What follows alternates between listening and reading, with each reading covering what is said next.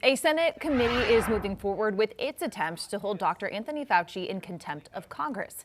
Yesterday, lawmakers voted 8-5 to approve the contempt resolution. Fauci, who led the federal COVID response, refused to answer questions on his handling of the pandemic during a hearing last week. Fauci said committee members, Senator Rand Paul, is obsessed with prosecuting him, and he followed his attorney's advice by pleading the Fifth. Senator Paul argues there wasn't a valid excuse for Fauci to plead the Fifth, citing the preemptive pardon that he received from former President Biden. All right, we want to bring back in our chief legal analyst, Khalif Rose, for this. Khalif, a lot of things to break down there. We'll get to whether or not you think this will move forward. But can you break down Senator Paul's argument there? Because legal analysts are kind of split, saying it may not be the right interpretation. Yeah, I said this at the moment when we covered this last week, and I'll reiterate it. We're at step one. Step one is that they'd send it back to committee. Committee would make a vote across party lines. I suspected that they would pass, and as it did. But I thought that he would send it to the full Senate. Didn't see him jumping over the full Senate and sending it right to the Department of Justice for them to conduct their own and go through their own process. So I think that we're exactly where I was assuming we'd be. It would get passed in committee. I think his interpretation of that is inaccurate, and I said this at the time. A couple of things are problematic.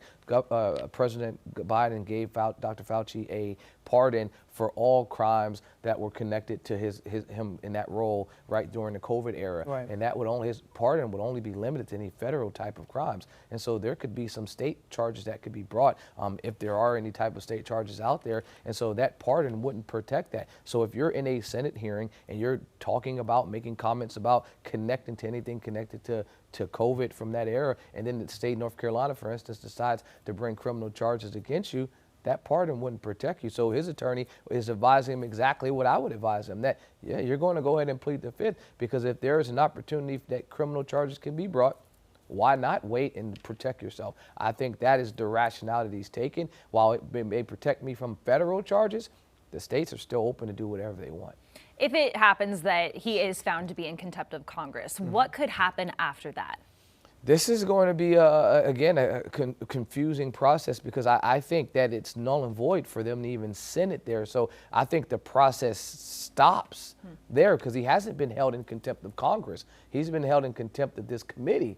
So historically what would happen is, and this is what Julian is saying while legal experts are confused, is because historically you would go to this committee.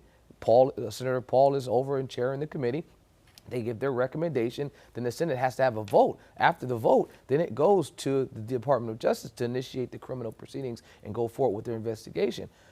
We've skipped a step, and because we've skipped a step, I won't say it's choose your own adventure, but a number of things could happen. There could be an injunction put in place by Dr. Fauci and his attorneys and say, listen, you guys missed a crucial step, and because you missed that crucial step, my procedural due process rights have now been violated, and because of such, we need to go back to step two, which is send it to the full Senate. I suspect they don't send it to the full Senate because it won't pass in the full Senate.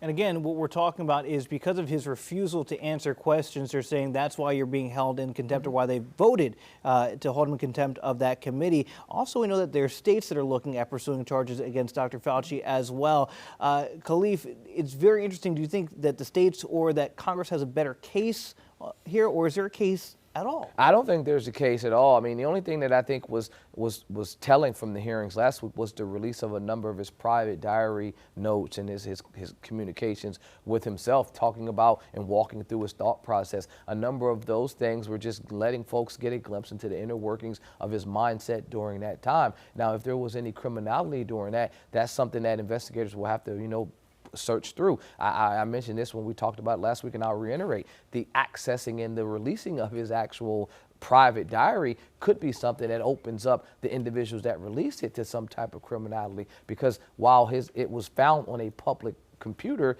if they were primarily personal notes, that still doesn't give you access to getting those documents on his private diary. Really quickly, because we're out of time, the American public, they just want answers, and they feel like they're being denied those because of Dr. Fauci pleading the Fifth. Is there any legal, avenue for him to just say, hey, can you just be transparent? No, I mean, right now, and if you have an opportunity to make sure that you protect yourself from future criminality, our Constitution allows that. That's why we have the Fifth Amendment, to ensure that you don't set yourself up for failure 2 years down the road, 5 years down the road. President Biden attempted to protect them on the federal side, but he won't be able to deliver that to every individual state that could potentially come after him at some point. All right, colleagues, thank you so much. Queen City News Plus. Just search Queen City News on your smart TV's app store.